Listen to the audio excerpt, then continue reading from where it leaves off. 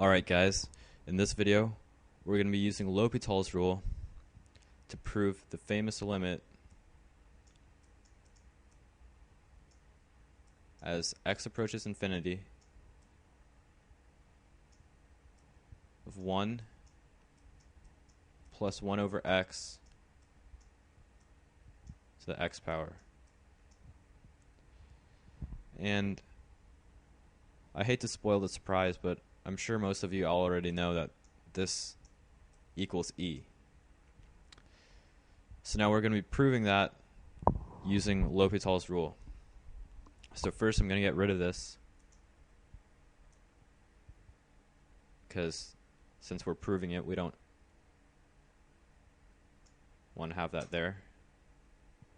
And now we're going to treat this like any other L'Hopital problem.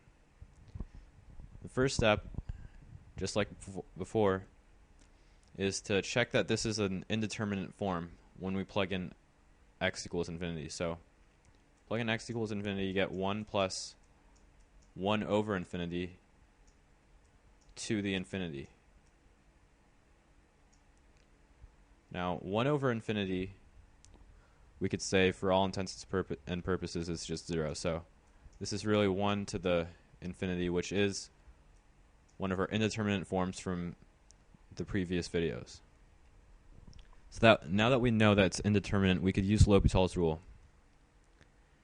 Now in all of our other L'Hopital's rules examples, we'd always have a pretty easy limit where it would just be 0 over 0 or infinity over infinity.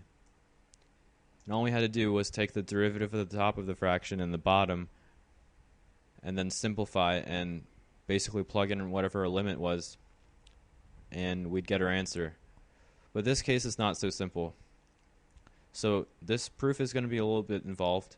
So if you don't understand it the first time, watch it again and pay close attention. So what we want to do is we want to change this 1 to the infinity form to this 0 over 0 or infinity over infinity form, so that we could easily take the derivative of the top and the bottom. Because if you see over here, there's no fraction that we could just take the derivative of the top and the bottom and have our answer. So we need to do some algebra. First step, set this equal to y. And this is a pretty common first step in a lot of proofs that involve algebra. So set it equal to y. Now we want some way of getting this x that's in the exponent out so that it's something lower than exponentiation, like multiplication. So the way we do that is we take the ln of both sides.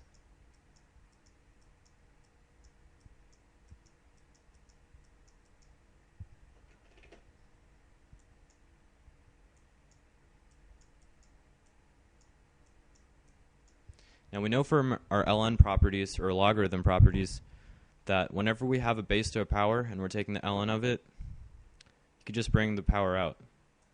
So this becomes x times the ln of 1 plus 1 over x.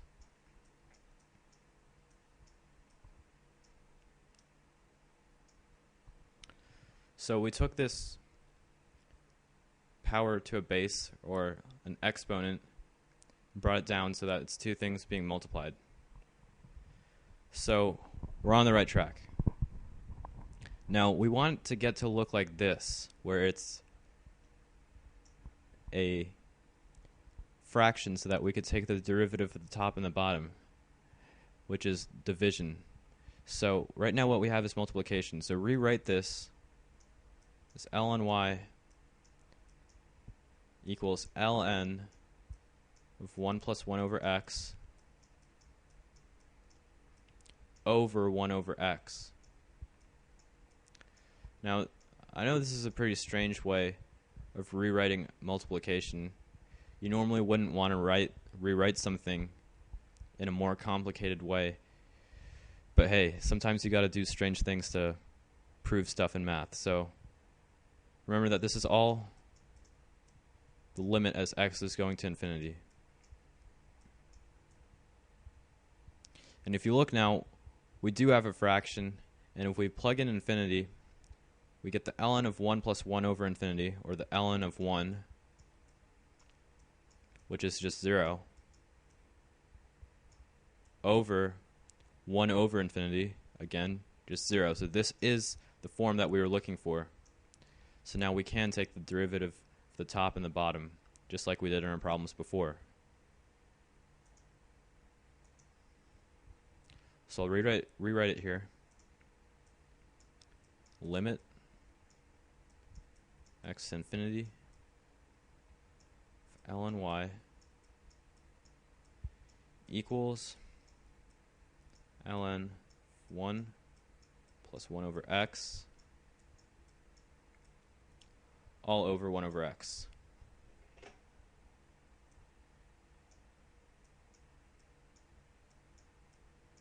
Alright, so now, just like before, take the derivative of the top and the bottom.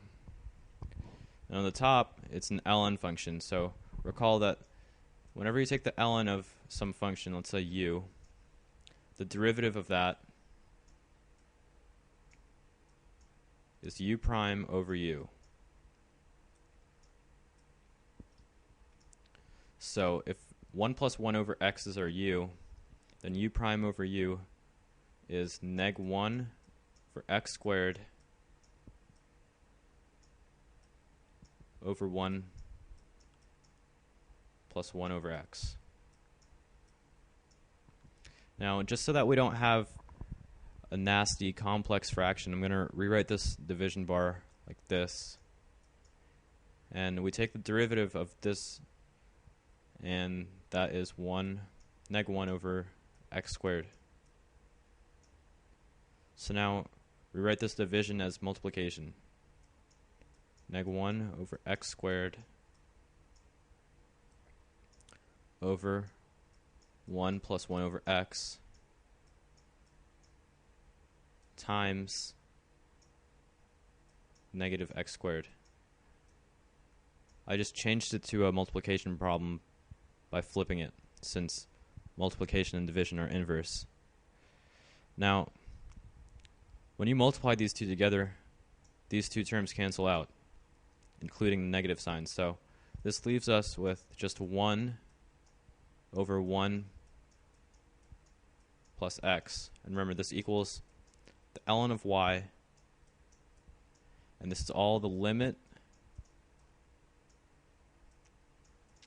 as x goes to infinity. So now we could plug in infinity into our limit. We get 1 over 1 plus 1 over infinity. 1 over infinity is just 0. So we get 1 over 1 equals ln y. I'll rewrite that here.